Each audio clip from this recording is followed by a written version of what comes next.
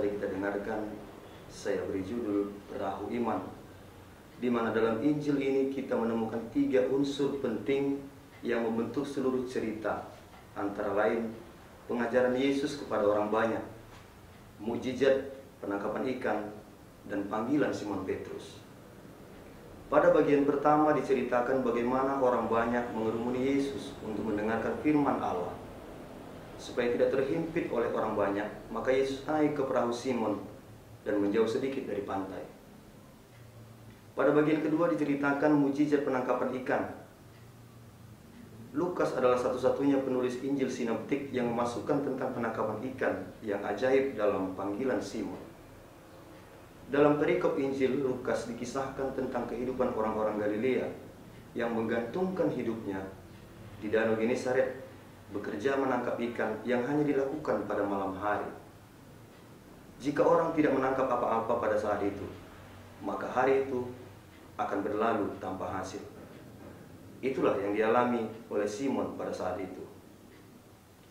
Pada bagian ketiga ini, Lukas menceritakan panggilan Tuhan Yesus kepada Petrus dan kedua rekannya, Yohanes dan Yakobus.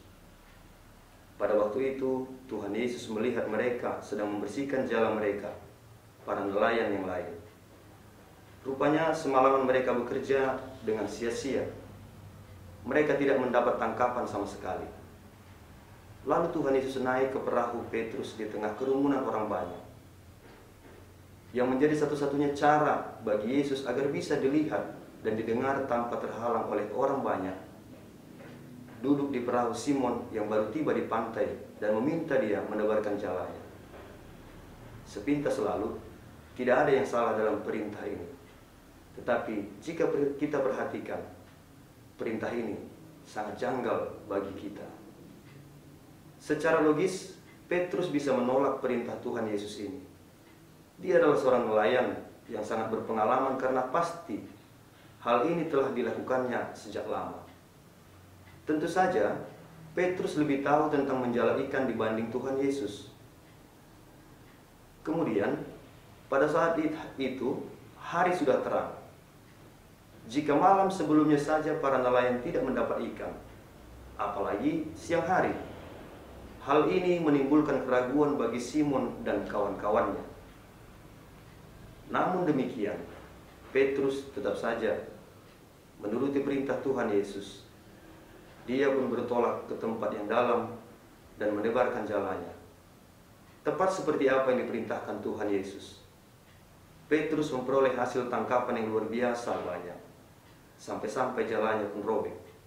Bahkan ketika teman-temannya datang membantunya, 2 perahu mereka hampir tenggelam karena terlalu banyak ikan yang didapat. Bertolaklah ke tempat yang dalam. Itu banyak mengandung arti. Di antaranya adalah hendaknya kita bertekun dalam pengenalan dan pemahaman firman Allah, supaya hidup dituntun oleh terang firman Allah. Hendaklah kita melayani sepenuh hati dan tidak patah semangat tatkala ada rintangan dalam pelayanan.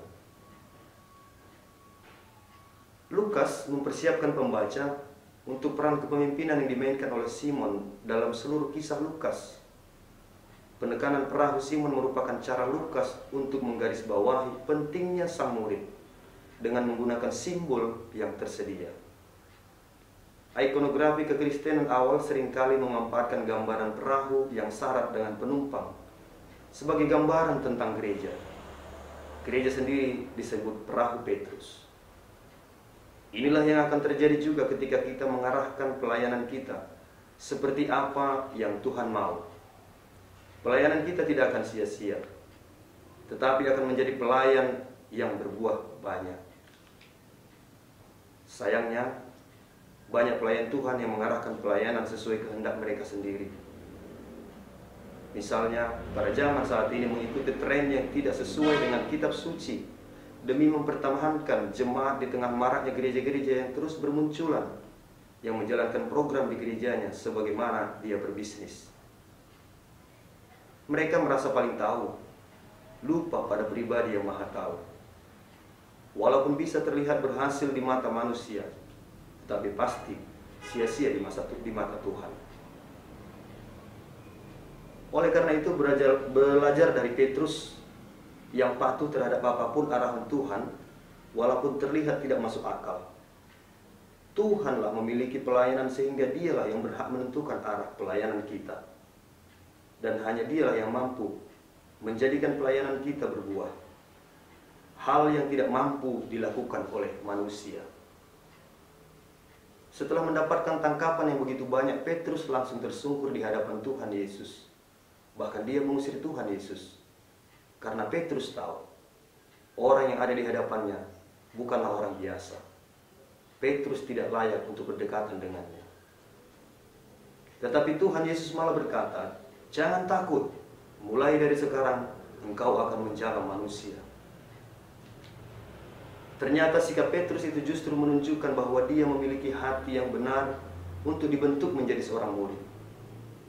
Betapa kelirunya jika dalam menjalankan panggilan Tuhan, kita malah membanggakan diri. Seseorang yang begitu senangnya ketika terpilih dalam pelayanan gereja, setelah sekian lama dia merasa biasa dengan pelayan tersebut, yang akibatnya dia menjauh dari Tuhan. Sibuk terlihat dalam pelayanan, tetapi tidak lagi berdoa dan tidak lagi membaca firman Tuhan. Yang lebih sering terjadi pada zaman kita saat ini, banyak orang tua Kristen yang tidak merasa perlu untuk mendidik anak-anaknya dalam firman Tuhan, di mana mereka merasa keterampilan hidup yang mereka ajarkan kepada anak-anaknya mereka sudah cukup menjadi bekal hidup. Jika demikian yang terjadi, jangan heran jika suatu saat mereka jatuh dan tidak dipakai Tuhan lagi. Dan jangan heran melihat orang yang menjadi hamba Tuhan jatuh dan melakukan hal yang tidak terpuji atau tidak mampu menjalani panggilan Tuhan dengan setia. Mujizat yang dilakukan oleh Tuhan Yesus sangat mengagumkan dan menakjubkan, yang juga menggambarkan banyaknya pengikut Yesus yang akan ditangkap ketika menjala manusia dalam nama Yesus. Dalam Injil Lukas ayat ke-8 menggunakan nama Simon Petrus yang menunjukkan bahwa rasul tersebut bertobat. Panggilan Yesus membuat para nelayan ini menanggapinya dengan segera. Setelah menyaksikan mujizat tersebut, Petrus mengakui pengetahuannya atau hikmatnya tentang ikan tidak berarti di hadapan Yesus, dan ia menyesal dirinya telah berlaku sok tahu. Menyesal dan bertobat saja tidak cukup bila tidak berbalik kepada Tuhan Allah. Artinya kita mesti melepaskan prinsip hidup kita yang mendasar hikmat kita sebagai manusia dan menjadikan hikmat Allah sebagai pedoman hidup kita.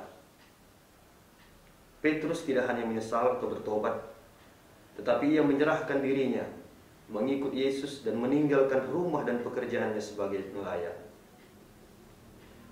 Setelah Tuhan Yesus memanggil Petrus untuk menjala manusia, Petrus dan kedua rekannya, Yakobus dan Yohanes pun langsung meninggalkan segala sesuatunya. Karena mereka tahu seberapa tinggi nilai panggilan Tuhan Yesus yang akan mereka jalani. Jadi, tadinya mereka menjala ikan demi memenuhi kebutuhan fisik. Maka sekarang mereka menjala manusia, sesuatu yang bernilai rohani. Jika tadinya melakukan yang bernilai sementara, maka sekarang mereka melakukan yang bernilai kekal. Dan yang lebih penting lagi, apa yang mereka lakukan tidak akan sia-sia, seperti halnya hasil tangkapan ikan malam sebelumnya. Dalam Perjanjian Baru, banyak budak yang akhirnya menjadi pengikut Kristus yang dikisahkan. Namun, apakah dalam menjalankan panggilan Tuhan, kita semua harus meninggalkan segala sesuatu seperti Petrus dan kedua rekannya? Perlu diingat bahwa panggilan seperti ini sangat khusus. Tidak semua orang dipanggil dengan cara demikian. Jika seorang mendapat panggilan Tuhan karena dia masih berstatus budak, maka dia pun bisa menjalankan panggilannya dengan status budak pula, dan tak perlu merubah status sosialnya terlebih dahulu. Jadi, kita tak perlu merasa bersalah dalam menjalankan panggilan Tuhan, di setiap kelemahan dan kekurangan, kita tetap dapat menjalankan panggilan Tuhan dengan sepenuh hati, dengan tetap menjalani pekerjaan kita sehari-hari. Jangan sampai kita menjalani panggilan Tuhan yang berjiwa bisnis, yang selalu berusaha mencari keuntungan. Yang penting, jalani pekerjaan kita itu demi sesuatu yang bernilai kekal. Jangan hanya keuntungan duniawi, tetapi dalam rangka menjangkai jiwa dan menjadi berkat bagi sesama. Terakhir, belajar dari Simon Petrus bahwa Tuhan mencari orang yang taat kepada kehendaknya, rendah hati karena peka dengan kekudusannya, dan sepenuh hati menjalankan panggilannya, senantiasa meninggikan otoritas kitab suci. Menyadari bahwa diri hanyalah pelayan Tuhan, bukan mengejar penampilan, skill, berjejaring dengan orang-orang yang berpengaruh, atau pada masa kini mengejar jumlah likes, views, dan follower. Tetapi perhatikanlah, apakah diri kita sudah mencerminkan murid Tuhan atau belum? Marilah kita bersandar kepada Roh Kudus untuk dapat menjalani sikap para tokoh iman ini. Dengan begitu, kita dapat menjalankan panggilan Tuhan dengan setia sampai akhir. Inilah satu-satunya cara untuk menjalani hidup yang bermakna. Petrus menangkap sejumlah besar ikan setelah perahunya digunakan oleh Yesus untuk mengajar orang banyak dan mengerumuni dia hendak mendengarkan firman Allah. Penangkapan sejumlah besar ikan itu hanyalah sebuah tanda dari apa yang akan terjadi pada diri Simon Petrus dan teman-teman setelah meninggalkan perahu mereka dan mengikuti Yesus. Dikatakan oleh Yesus bahwa mereka akan menjadi penjala manusia. Bisa diartikan bahwa para murid itu akan dipakai oleh Tuhan untuk turut menyelamatkan umat manusia. Maka di sini kita diajak di satu sisi untuk melihat kekuatan karisma Yesus yang menarik para murid menjadi pengikutnya, untuk mengikuti dia dengan berani meninggalkan segala-galanya. Yesus menawarkan harapan yang memenuhi kebutuhan terhadap setiap orang. Dan harapan yang Yesus tawarkan itu tidak pernah lekang dan sirna walaupun dimakan waktu. Yesus tidak memilih orang-orang yang super hebat untuk menjadi penjala manusia. Dia memilih nelayan, pemungut bea cukai, dan orang biasa lainnya yang pasti punya kelemahan dan juga kerap gagal. Tetapi pesan harapannya masih tetap hidup, karena Yesus memang tetap hidup dan tinggal di dalam diri kita di perahu yang sama. Amin.